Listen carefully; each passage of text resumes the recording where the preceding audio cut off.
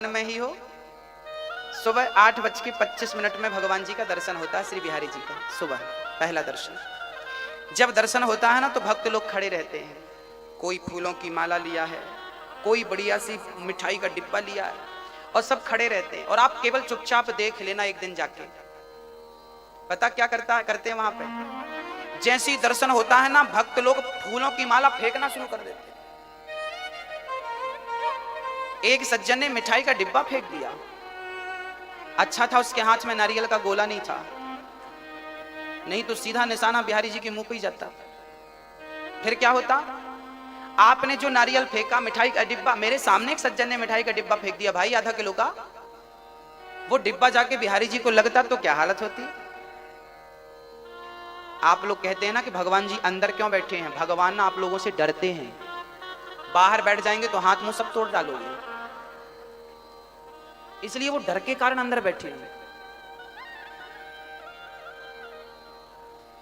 ऐसा फेंकते हैं डिब्बा, ये मिठाई क्या है, ये कब जागोगे, कब अपने धर्म को पहचानोगे। भक्ति पागलपन का, ऐसे पागलपन का नाम भक्ति नहीं है। पागल बनो, पर पागल के पास केवल प्रेम होना चाहिए, फॉर्मेलिटी नहीं होनी चाहिए। मैंने जो कहा ये माला लो तुलसी की, और भाव बनाओ कि हे कन्हैया हम आपको माला पहना रहे हैं।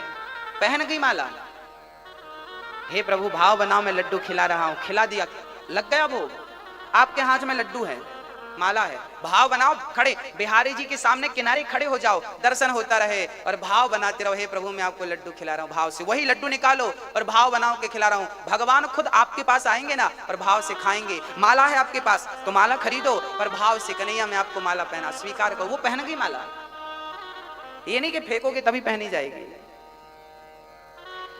मीराबाई कभी पूजा नहीं करती थी, गोपियां कभी पूजा नहीं, वो आरती नहीं उतारती थी, ना पूजा ना आरती। आप लोग कई बार ना आरती के लिए झगड़ा कर लेते हो, हमें नहीं दी थाली, हमें नहीं दी थाली, हमें नहीं दी थाली, तुमने आरती कर ली, हमें नहीं दी थाली।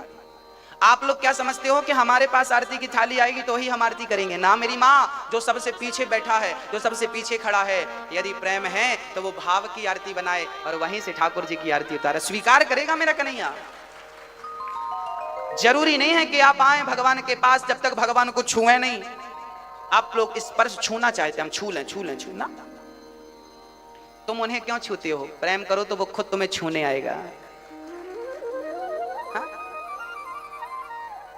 मन मेरा मंदिर, आंखें दिया बाती, आंखों को ही दीपक बनाओ। आंखें क्या है, क्या है ये दो दीप हैं, एक दिया ये, एक दिया ये। गोस्वामी जी कहते हैं राम नाम मणि दीप धरु, जी है दे हरिद्वार, तुलसी भीतर बाहिरो जो चाहत उजियार। राम नाम का दीपक अपनी जिह्वा पे रखो, यदि दीपक जिह्वा पे रखा जाएगा तो बाहर भी प्रकाश, अंदर भी प्रकाश। राम नाम को मुंह पे रखो और आंखों को ही दीपक बना करके ठाकुर जी की प्रेम से, भाव से, जहां खड़े हो भाव बनाओ कि ये कर रहे हो, ये कर रहे हो।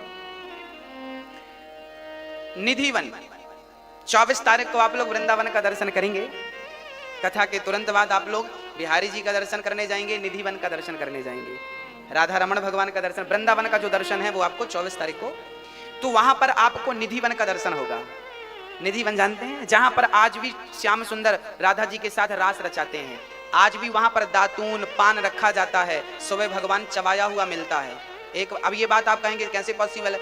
न्यूज वालों ने ताला लगा दिया था अपना खुद का, निधिवन के मंदिर में, छोटा सा मंदिर है राधा जी का, वहां पर बिस्तर लगाया जाता है तो ऐसा लगता है सवेरे कि वहां पर कोई सोया था, पान आधा चबाया हुआ होता है। राधा जी की मांग वांग के लिए सिंदूर रखा जाता है, तो वो मांग भरी के लिए वहां पर सिंदूर में ना दिखता है किससे सिंदूर निकाला गया है। एक बार तो न्यूज वालों ने अपना ताला ठोक दिया। हम देखते हैं कि भगवान आते हैं कि नहीं, तुम लोग झूठ बोलते हो। न्यूज वालों ने, बड़े बड़े न्यूज चैनल जो हैं, आज तक जैसे बड़े न्यूज चैनल हैं, उनने ताला ठोक दिया। और ताला अपना लगाने के बाद पुजारियों ने रोज की तरह रात को सब सामान रखा, और सुबह जब खोलकर न्यूज वालों ने अपना ताला खोला और कैमरा लेके देखा तो बिल्कुल सोने के पहले कैमरे से शूट किया गया कि कैसे कहाँ क्या चीज रखी गई है, और सुबह उसी चीज को फिर कैमरे पे शूट करके देखी गई तो वो पूरा बिखरा पड़ा था, जबकि चैनल ताला वहां दूसरा गेट ही नहीं है जाने आने का, गेट पे ताला न्यूज वालों का लगा था। तब ये बात न्यूज वालों को अपने न्यूज पे चलानी पड़ी कि वहां आज भी भगवान श्री कृष्ण आते हैं, इसका सबूत मिला। यूट्यूब पर यह वीडियो पड़ी होगी, निधि वन की महिमा पर जाके देखना, सब मिलेगा। भक्तों, मुझे तो जरूरत नहीं है कि मैं अपना ताला लगाऊं या मैं किसी से कहूं, मुझे विश्वास है कि मेरा कन्हैया केवल निधि वन में नहीं, मुझे तो यह भी विश्वास है कि मेरा कन्हैया बाहर नहीं, मेरे भीतर बैठा है। जो भीतर बैठा है वो बाहर भी है। ये पुष्प यदि मैं उठाता हूं और मेरी श्रद्धा है तो मैं इस पुष्प की पंखुड़ी में मैं अपने श्री कृष्ण का दर्शन कर सकता हूं। चलिए आप करके बताइए, ये पंखुड़ी है पुष्प की, इस पंखुड़ी में यहां पर बिहारी जी का दर्शन करके बताइए, हो रहा है? आप ऐसा भाव बनाइए कि जो वृंदावन में बिहारी जी का मंदिर है, जो बिहारी जी हैं, वो बिहारी जी आपको इसमें दिखने चाहिए। मुझे तो दिख रहे हैं, ये बैठे मेरे बिहारी जी, आप देख के बताइए, दिख रहे हैं? अच्छा, अब आप कहेंगे महाराज जी आप हमें पागल बना रहे हो। चलिए अब मैं आपसे कह रहा हूं, आपकी माँ मम्मी, आप अपनी माँ को जरा देखिए, इसमें माँ दिख रही है कि नहीं? भाव बनाइए कि आपकी माँ यहाँ आपके सामने खड़ी है, देखिए अपनी माँ का चेहरा कैसा, माँ की हंसी, कल्पना कीजिए कि आपकी माँ आपके सामने खड़ी, देखिए यहाँ देखिए, इस पे देखिए, इस पे देख रही है माँ, हाँ या ना? हम यदि भाव बनाए, कल्पना करें तो मेरी माँ मेरे सामने होती है, हाँ या ना? हाँ या ना बोलिए ना मेरी माँ। मैं आपको अंधकार में नहीं रखना चाहता, मैं हर बात सबूत के साथ करना चाहता हूँ, प्रमाण के साथ करना चाहता हूँ। आप यदि भाव बनाते हैं ना तो आपकी माँ आपके सामने आ जाती है, कल्पना, आपका बेटा आपके सामने आ जाएगा, आपकी पत्नी आपके सामने भाव से आ जाएगी, उसका स्वरूप आ जाएगा, आपका बेटा, आपकी पत्नी, आपका पति, आपका पिता, आपका पुत्र, सब कोई आ जाएगा। देखो ना, आ जाता है। ये भाव बनाए तो ये मेरी माँ है, बस वही भाव बनाइए कि इसमें भी तुम्हें बिहारी जी का दर्शन नजर आए और इसमें भी आपको बिहारी जी नजर आए। जहां तुम देखो, जहां देखो, एक तिनका भी तुम्हें दिखाई पड़े तो उस तिनके में भी। कंस ना एक दिन खाने बैठा, कंस खाने बैठा तो पत्नी ने अस्थि प्राप्ति, पत्नी थी, पत्नियों ने दाल में जीरा जरा छौंका लगाने में काला पड़ गया, जीरा काला पड़ गया, और जब दाल आई कंस के सामने तो कंस थाली छोड़ के भाग गया। पत्नी बोली कहां जा रहे हो? बोले तेरी दाल में कृष्ण बैठा है, काला है वो। सोचिए कि जिस कंस को दाल के जीरे में कृष्ण नजर आता हो, वो कंस कैसा होगा? हमसे अच्छा था कि नहीं? हमें भगवान के मंदिर में भगवान नजर नहीं आता। आप भले कृष्ण को नालायक कहें, पर कृष्ण भी दुश्मन के रूप में ही सही, पर भगवान का प्रेमी था, भगवान का भक्त था। वो प्रत्यक्ष नहीं, अप्रत्यक्ष रूप में भक्त था। उसे दाल के, मुझे ये बात कंस की बहुत अच्छी लगी, मैं तब से कंस का भी दोस्त हो गया। मैं कंस से भी ये बात सीख रहा हूं कि वो कंस मुझसे बेहतर था कि कम से कम वो दाल के जीरे में कृष्ण का दर्शन कर पाता था। हम तो वो अभागे हैं कि भगवान के मंदिर में भी कभी कभी पत्थर ही नजर आता है। हाँ? हमसे अच्छा था कि नहीं? हमसे अच्छा था, बस हम ये जानते। जिसे दाल के जीरे में कृष्ण का दर्शन हो रहा हो वो अभागा नहीं हो सकता। बस मेरी माँ, आप भी सर्वत्र कृष्ण का दर्शन करना शुरू कर दीजिए। हरि व्यापक सर्वत्र समाना, प्रेम से प्रकट हो ही मैं जाना। भगवान की पूजा फूल चढ़ाना नहीं है, भगवान की पूजा हल्दी चावल चढ़ाना नहीं है, भगवान की पूजा रुपया पैसा हीरा मोती सोना चांदी चढ़ाना नहीं है। भगवान की सच्ची पूजा केवल प्रेम है, केवल प्रेम। राम ही केवल प्रेम प्यारा, जान ले ये जो जान नहीं हारा। आपका पति आपको पैसा दे, गाड़ी दे, बंगला दे, सब कुछ दे, बस आपसे प्रेम ना करे तो मंजूर है आपको? कह दूं आपके पति से, बोलो मैया, ओ मैया, आपका पति सब कुछ दे, महीने की सैलरी आपको दे दे, पर प्रेम पड़ोसन से करे, चलेगा? नहीं चलेगा? नहीं नहीं नहीं नहीं महाराज, वो हमें कुछ ना दे पर प्रेम चाहिए। आप और हम तुच्छ प्राणी, अनपढ़ लोग, जब हम तुच्छ प्राणी धन के नहीं प्रेम के भूखे हैं, तो क्या मेरे बांके बिहारी धन के भूखे हैं? वो भी तो भक्त के सच्चे प्रेम के भूखे हैं। वो आपसे वस्तु की कामना नहीं करते कि आप कोई वस्तु चढ़ाइए, कोई ले जाइए, जब कुछ ले जाएंगे तो ही आपका जाना सफल है ना। भगवान के दर पे जाओ, भगवान से केवल ये कहो कन्हैया आज मैं कुछ और नहीं अपने आप को चढ़ाने आया हूं आपके चरणों में। ये पुष्पमाला क्या चढ़ाते हो, ये मिठाई का डिब्बा क्या चढ़ाते हो, ये रुपया पैसा क्या चढ़ाते हो भगवान को, अपने आप को चढ़ा दो ना कन्हैया, मैं अपने आप को चढ़ाने आया हूं। त्वदीयं वस्तु गोविंद तुभ्यमेव समर्पयामि। वैसे मेरा कन्हैया इतना दयालु है कि उसे आप तुलसी का पत्ता भी चढ़ा दोगे ना तो वो खुश हो जाएगा। पर मैं इससे ऊंची बात कर रहा हूं कि बाकी कुछ ना चढ़ा के अपने आप को, तन भी तेरा, मन भी तेरा, धन भी तेरा, सब कुछ है तेरा और तेरा तुझको अर्पण। भगवान की भक्ति बड़ी अद्भुत हो, ज्यादा संग्रह ना हो। सत्याम क्षितौ किम कसिको प्रयासै बाहौ स्वसिद्धे युपवर्हणे किम सत्यंजलौ किम उरुधान्य पात्र्या दिग्वल्गिलादौ सति किम दुकूलै। सुखदेव जी कहते हैं राजन ज्यादा संग्रह नहीं करना चाहिए भक्त को।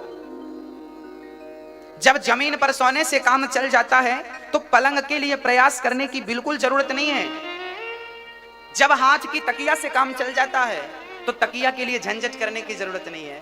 जमी पर लेट जाते हैं, सिराने हाथ रखते हैं, हम तो अपना तकिया बिस्तर हमेशा साथ रखते हैं। जमीन ही हमारा बिस्तर है, हाथ ही हमारी तकिया है, और हमें ना थाली आली की जरूरत नहीं पड़ती। हमारे ये हाथ ही हमारे पात्र हैं। भैया 2 रोटी इसमें डाल दो, थोड़ा सब्जी भी डालना, थोड़ा दाल भी डाल दो, अचार भी डालो और भात भी डाल दो, चावल राइस डालो और बढ़िया डाल के ठाकुर जी का प्रसाद जाओ ठाकुर जी और बढ़िया खाओ। स्वामी श्री करपात्री जी का नाम सुना होगा आपने, सुना कि नहीं?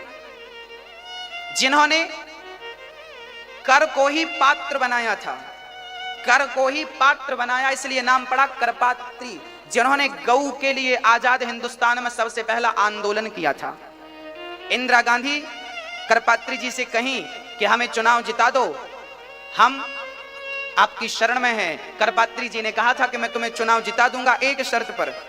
उस समय करपात्री जी की बहुत भक्त थी, अनुयायी थी, करोड़ों की मात्रा में कह सकता हूं। इंदिरा गांधी को पता था कि बाबा जी बड़े पावरफुल हैं, ये कह देंगे तो मैं चुनाव जीत जाऊंगी। तो करपात्री जी ने शर्त रखी थी कि तुम प्रधानमंत्री बन जाओगी, मेरी जिम्मेदारी है, मैं बना दूंगा, परंतु शर्त है कि तुम्हें गौ हत्या बंद करनी पड़ेगी। गौ हत्या यदि तुम बंद कर सको तो मैं तुम्हें प्रधानमंत्री स्वीकार कर लिया। इंदिरा गांधी ने कहा कि हां हम स्वीकार करते, हम गौ हत्या बंद कर देंगे। चुनाव जीतने के 1 महीने के भीतर हम गौ हत्या बंद कर देंगे। स्वामी करपात्री जी ने समर्थन दे दिया, चुनाव जीत गई इंदिरा गांधी, विजय हो गई। 1 महीना, 2 महीना, 4 महीना, 6 महीना, साल गुजर गए। स्वामी श्री करपात्री जी ने कहा ये तो भूल गई। तब स्वामी श्री करपात्री जी ने संतों को लेकर 10,000 संतों को और 5,000 गायों को लेकर, गाय आगे आगे पीछे संत लेकर दिल्ली की तरफ चल पड़े। स्वामी श्री करपात्री जी संसद भवन का घेराव करने के लिए, गायों से घेराव करवाएंगे और संतों से। जब इंदिरा गांधी को पता चला कि संत आ रहे हैं गाय को लेकर के, क्योंकि हमने वादा किया था पूरा नहीं किया, तो गायों पर और संतों पर गोली चलवा दी इंदिरा गांधी ने। गोली चलवा दी। इतिहास के पन्नों को कभी उलट पलट कर देखिए, ये सारी चीजें दर्ज हैं। उसमें से हजारों संत मारे गए थे, कितनी गाय मारी गई, पूरी सड़क रास्ता लहू से भरा हुआ था, गाय और संत के रक्त से। 1947 15 अगस्त 1947 को हमारे देश को आजादी मिली। आजाद हिंदुस्तान में सबसे पहले स्वामी करपात्री जी को जेल में डाला गया था। क्यों डाला गया? क्योंकि उन्होंने गाय की हत्या के लिए सरकार से अपील की थी, प्रार्थना की थी, बंद करो, आपने वचन दिया था पूरा करो। इंदिरा गांधी ने गोली चलवा दी और बाबा जी को उठा के जेल में डाल दिया। आजाद हिंदुस्तान में सबसे पहले जेल जाने वाले व्यक्ति का नाम था स्वामी श्री करपात्री जी महाराज। करपात्री जी का नारा क्या है? करपात्री जी ने नारा दिया था धर्म की। ये नारा किसका है? स्वामी श्री करपात्री जी का। तुम मुझे खून दो, मैं तुम्हें आजादी दूंगा, ये नारा किसका है? हाँ? जय जवान जय किसान नारा किसका है? लाल बहादुर शास्त्री का। ऐसे ही धर्म की जय हो, अधर्म का नाश हो, प्राणियों में सद्भावना हो, विश्व का कल्याण हो, गौ माता की जय हो, गौ हत्या बंद हो, ये स्वामी श्री करपात्री जी के नारे हैं। वो याद रहा, ये याद नहीं रहा। अच्छा है, क्या करें क्या कहें, हमारी गाय बचेगी तो देश बचेगा ना, गाय की हत्या नहीं होनी चाहिए। ऐसे स्वामी श्री कृपात्री जी, हाथ में जितना मिल जाता उतना खा के पेट भरते, ऐसे त्यागी संत स्वामी श्री कृपात्री। बोलिए स्वामी श्री कृपात्री जी महाराज। स्वामी श्री कृपात्री जी का दर्शन करना हो तो YouTube पर उनकी कुछ वीडियो हैं उस जमाने की, मिल जाएंगे आपको। स्वामी जी ने कहा, सुखदेव जी ने कहा था, सत्याम क्षितौ किम कसिपो प्रयास, वो सिद्ध करके स्वामी श्री कृपात्री जी ने दिखाया। तब स्वामी श्री कृपात्री जी ने इंदिरा गांधी को श्राप दिया था। अच्छा, संयोग से जिस दिन गायों पर गोली चलवाई थी इंदिरा गांधी जी ने, वो दिन गोपाष्टमी का दिन था। कौन सा दिन था? गोपाष्टमी। तब संत ने श्राप, कृपात्री जी ने श्राप दिया था, इंदिरा गांधी आपने संतों पर गोली और गाय पर गोली चलवाई, और वो भी गोपाष्टमी के, जाओ मैं तुम्हें श्राप देता हूं, तुम्हारा सर्वनाश हो जाएगा। और वो भी सर्वनाश की तिथि बता गए, गोपाष्टमी के दिन। उसके 1 साल बाद इंदिरा गांधी मर गई। वो दिन था गोपाष्टमी। उनके वंश में जितने मरे सब गोपाष्टमी के दिन मरे। इतिहास उठाकर देख लेना, क्योंकि संत का श्राप था।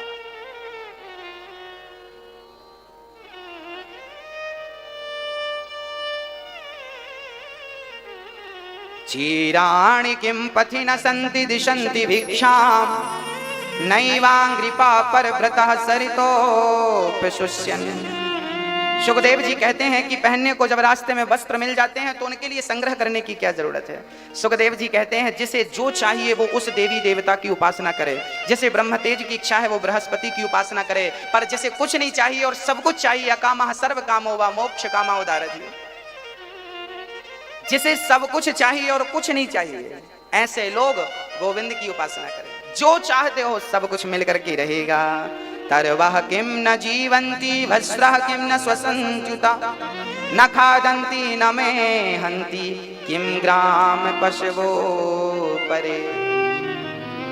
उम्र तो वृक्षों की भी होती है, जीने को तो वो भी जी लेते हैं, पर मनुष्य का जीना सबसे उत्तम है। सुखदेव जी कहते हैं, राजनम मैं भगवान की स्तुति करता हूं, नमः परस्मै पुरुषाय भूयसे। भगवान की स्तुति करके सुखदेव जी कहते हैं, भगवान नारायण की नाभि से ब्रह्मा जी हुए, ब्रह्मा जी से चारों वेदों का विस्तार हुआ और पश्चात प्रकट हुए। उनके बाद उनके पुत्र के रूप में 4 बच्चे हुए, सनक, सनंदन, सनातन, सनत कुमार। चतुश्लोकी भागवत का उपदेश किया और भगवान के स्वभाव का वर्णन किया। भगवान का स्वभाव कितना सुंदर है, कितना सुंदर स्वभाव है भगवान का। क्यों? भगवान शांति दूत बनकर के गए। 5 पांडवों को 12 वर्ष का वनवास हुआ था, 1 वर्ष का अज्ञातवास हुआ था। 12 वर्ष का वनवास, 1 वर्ष का अज्ञातवास पूरा करके आए और भगवान श्री कृष्ण से अब रहा नहीं गया। भगवान शांति दूत बनकर चले गए। दुर्योधन, पांडवों को रहने को कम से कम 5 गांव दे दो। दुर्योधन बिगड़ गया। 5 गांव क्या, सुई के नौक बराबर जगह में देने को तैयार नहीं दे सकता। अब तो हुआ क्या कि भगवान को दुर्योधन मनाने लगा कि मेरी माँ ने 56 भोग बनाए हैं, चलकर ग्रहण कर लो। भगवान बोले, तेरे घर नहीं खाएंगे, हम विदुर जी के घर खाएंगे। दुर्योधन की मेवा त्यागी, साग विदुर घर खाई, सबसे ऊंची प्रेम सगाई। क्यों घबराऊं मैं, मेरा तो श्याम से नाता है। जीवन की गाड़ी मेरी, जीवन की गाड़ी मेरी श्याम चलाता है। क्यों घबराऊं मैं, मेरा तो श्याम से नाता। दोनों हाथ उठाइए मस्ती के साथ, और जिसका रिश्ता कन्हैया से है, तालियों की सेवा।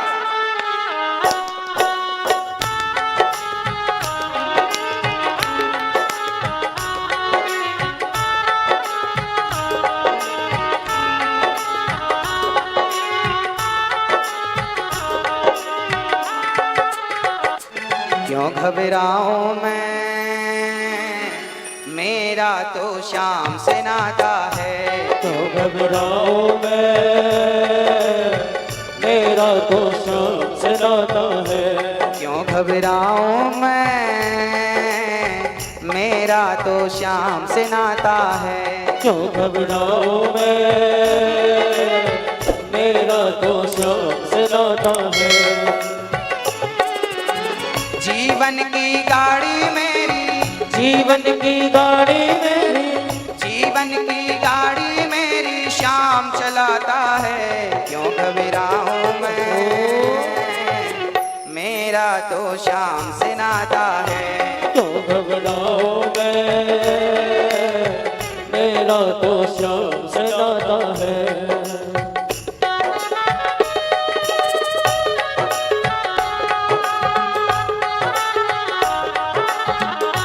हरि बोल।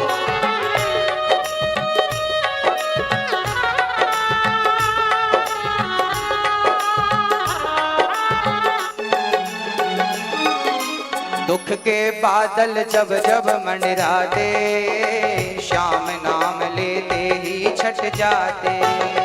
दुख के बादल जब जब मंडराते, श्याम नाम लेते ही छट जाते। बाल भी बांका वो ना कर पाते, कभी दोबारा नजर नहीं आते। बाल विवाह का वो ना कर पाते, कभी दोबारा नजर नहीं आते।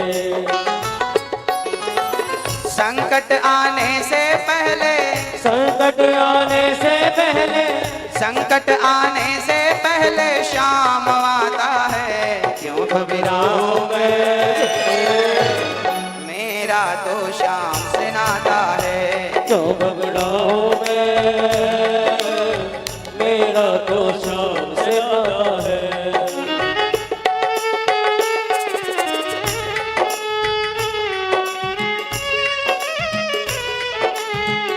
हरि बोल।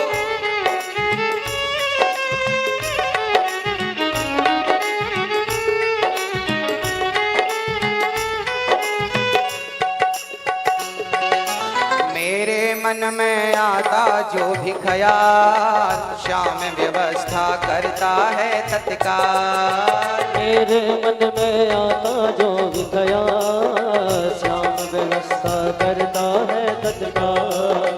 हर पल मुझको ये ही रहा संभाल, श्याम कृपा से मैं हूँ माला माल। हर पल मुझको ये ही रहा सवाल, श्याम कृपा से मैं हूँ माला माल। जिसके लायक ही नहीं मैं, जिसके लायक ही नहीं मैं, जिसके लायक ही नहीं मैं, वो मिल जाता है। क्यों घबराऊं मैं,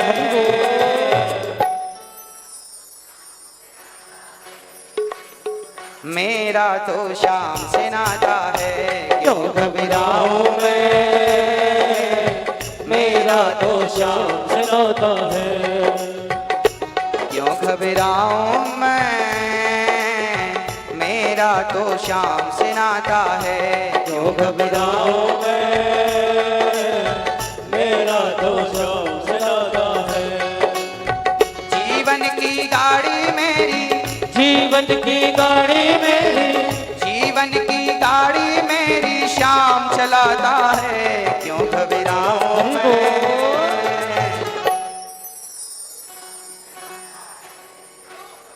मेरा तो श्याम से नाता है।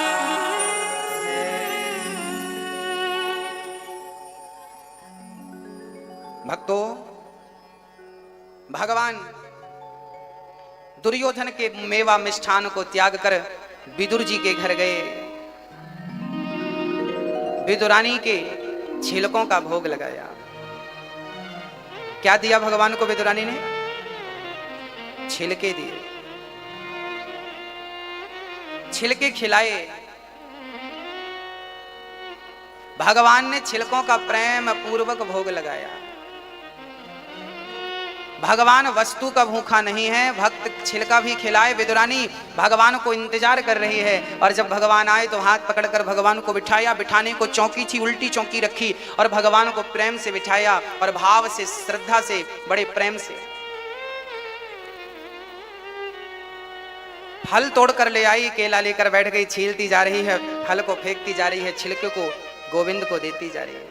भगवान छिलकों का भोग लगा रहे हैं। एक बार भी विदुरानी ने देखा नहीं कि मैं क्या खिला रही हूं, वो भाव में डूब गई। जब तक मेरा पता था तब तक उसका पता नहीं था, अब उसका पता चला तो मेरा पता नहीं है। यही है ईश्वर को पाने का एक सूत्र। जब तक आपको आपका पता रहेगा तब तक आपको उसका पता नहीं चलेगा। समझ रही हो मेरी मां मैं क्या कह रहा हूं? जब मुझे मेरा मैं कौन हूं अभी मुझे पता है, मैं अनिरुद्ध हूं, मैं आपके बीच में बैठा हूं, कथा सुना रहा हूं, अभी मुझे सब पता है। जब मुझे कुछ पता नहीं रहेगा मैं कौन हूं, कोई पूछे कि तुम कौन हो, क्या पता मैं कौन हूं। जब अपने अंदर भी, जब मैं कहता हूं ना चीटी में कृष्ण को, इसमें कृष्ण को, इसमें कृष्ण को, उसके बाद अपने आप में कृष्ण को देखो। मैं ये बात 4 वेद 6 पुराणों का सार बोल रहा हूं। सब में कृष्ण को देखने के बाद अपने में कृष्ण को देख लोगे तो अहम ब्रह्मास्मि का सूत्र सिद्ध हो जाएगा। अहम ब्रह्मास्मि, बोलो। अहम ब्रह्मास्मि का अर्थ है मैं ब्रह्म हूं। मैं कौन हूं? जब तुम्हें कण कण में ईश्वर नजर आएगा उसके बाद अपने आप को कृष्ण, अपने आप में कृष्ण को देख लेना। और जब अपने भीतर अपने अंदर कृष्ण को तुम देख लोगे तो अहम ब्रह्मास्मि का सूत्र सिद्ध हो जाएगा। वो स्थिति ऐसी होगी कि फिर आपको आपका पता नहीं रहेगा, और जिस दिन आपको आपका पता नहीं चला उस दिन कृष्ण का पता चल जाएगा। जब मैं था तब वो नहीं, अब वो है मैं ना, और प्रेम गली अति सा करी जामे दो न समाए। ये वही स्थितियां हैं प्रेम की एकीकरण जिनको बोलते, एक हो जाना। मिश्री घुलकर एक हो गई, पानी बन गई, एक हो जाओ उस ब्रह्म में, उस ईश्वर में, उस ईश्वर से मिल जाओ। हमारे गुरुजी कहते हैं कि जैसे आप हमसे मिल रहे हैं हम आपसे मिल रहे हैं, भक्ति करोगे तो हम और आप ऐसे ही भगवान से मिल लेंगे। ऐसे ही दुर्योधन की मेवा त्याग कर भगवान ने छिलकों का भोग लगाया। जब भगवान लीला समाप्त करके चले गए तो विदुर जी को ईश्वर ने जाते वक्त याद किया। विदुर जी महाराज को जब कहा गया कि आपको भगवान ने याद किया है, विदुर जी महाराज रोने लगे। मैं क्या बताऊं, कृष्ण से मिलने की प्रबल उत्कंठा थी। कैसे मिलूंगा, हाँ कैसे मिलूंगा। तब उद्धव जी ने कहा वही ज्ञान जो जाते समय कृष्ण ने दिया है वही ज्ञान मैत्री जी के पास गए और विदुर जी ने प्रश्न किया, सुखाय कर्माणि करोति लोको न तै सुखम वान्य दुपारवंबा विंदेत भूयस्तत एव दुःखम यदत्र युक्तम भगवान वदेन्न। विदुर जी ने प्रश्न किया मैत्रेय मुनि से, हे प्रभु हमें बताइए कि सारी दुनिया सुख के लिए कर्म करती है पर उसे दुख क्यों मिलता। तब कहा गया कि सुख के बदले दुख इसलिए क्योंकि संसार में सुख है ही नहीं, जो होगा वही मिलेगा ना। सुख होगा तो मिलेगा, है ही नहीं मिलेगा। आप लोग सुख ढूंढते हैं, पूरी जिंदगी आपकी सुख खोजते खोजते अब सुख मिलेगा। शादी नहीं हुई, शादी हो जाएगी सुख मिलेगा, हो गई। अब बच्चा हो जाएगा तो सुख मिलेगा, हो गया। अब बच्चा पढ़ लिख जाएगा तो सुख मिलेगा, पढ़ लिख गया। अब बच्चे की दुल्हन आ जाएगी तो सुख मिलेगा, आ गई। अब बच्चे का बच्चा हो जाएगा तो सुख मिलेगा, आ गया। नाती पढ़ लिख जा, फिर वही रिपीट। पूरी जिंदगी सुख की कामनाएं करते करते, सुख को चाहते चाहते निकल गई पर सुख मिला नहीं।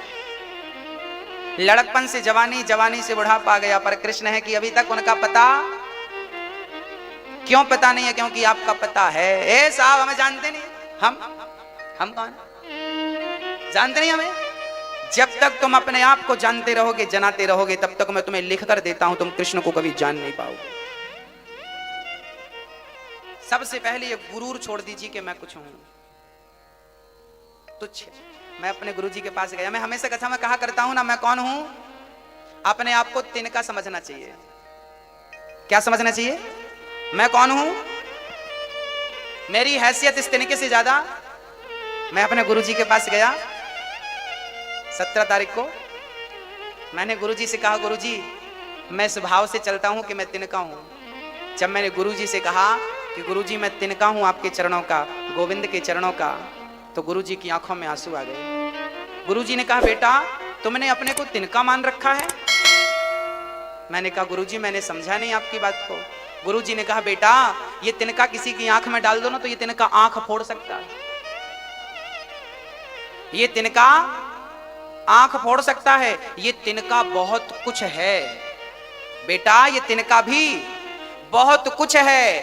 अब इस तिनके के तुम एक काम करना कि 1000 टुकड़े करना और फिर उस 1000 टुकड़े का एक भाग लेना, फिर उसका 1000 टुकड़ा और करना और उस 1000 टुकड़े का एक टुकड़ा लेना, फिर उसका 1000 टुकड़ा और करना। उसके बाद जो बचे तो समझ लेना कि मैं वही हूं। अर्थात मेरे गुरुजी का कहना था कि बेटा मैं तिनका भी, तिनका तो बहुत बड़ी चीज है, तिनका तो बहुत बड़ी है। ये तिनका पहले तो मैं कथाओं में आपसे कहता था ना कि हम तिनका हैं, पर गुरुजी से मैंने ये बात कही गुरुजी मैं ये भाव लोगों तक पहुंचाता हूं और मेरा भाव है कि मैं तिनका हूं। गुरुजी बोले बेटा ये मत कहा करो कि मैं तिनका हूं, तिनका तो मैं हूं ही नहीं, तिनके से भी तिनका, तिनके से भी तिनका, तिनके से भी तिनका, तिनके से भी तिनका। जो तिनका का एक छोटा सा कुछ बचेगा ही नहीं, जो मैं कुछ भी नहीं हूं, सीधी बात है मैं जीरो हूं, शून्य। क्या हूं मैं? जीरो। ये मेरे गुरुजी ने कहा।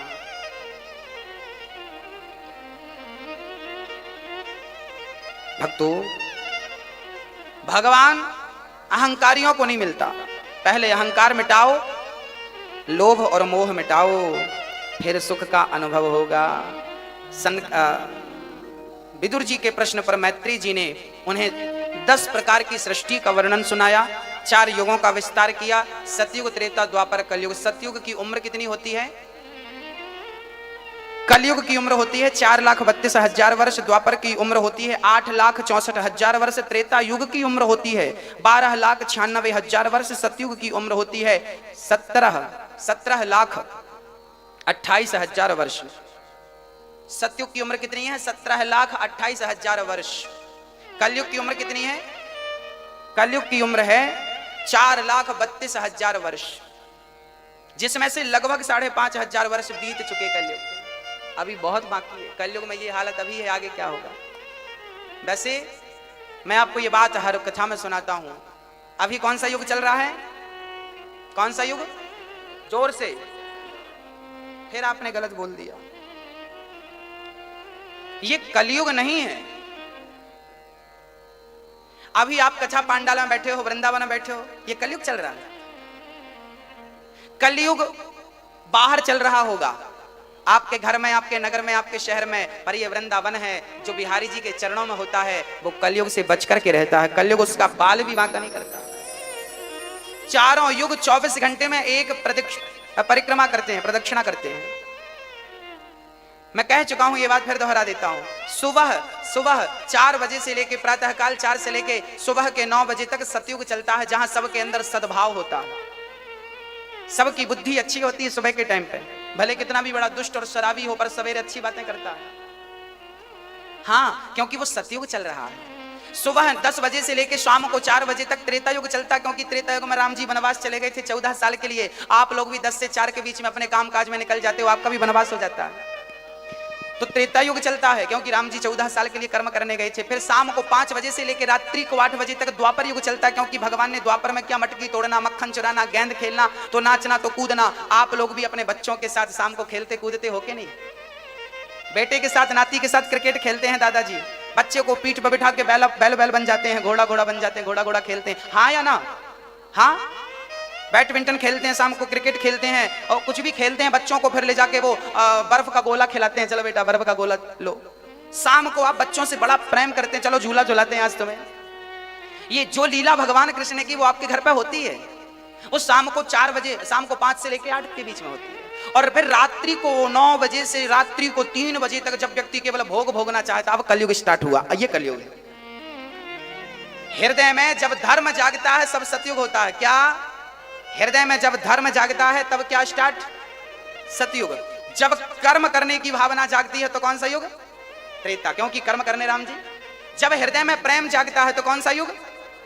प्रेम जो है द्वापर का प्रतीक है, या द्वापर प्रेम का प्रतीक है, समझ रहे हैं?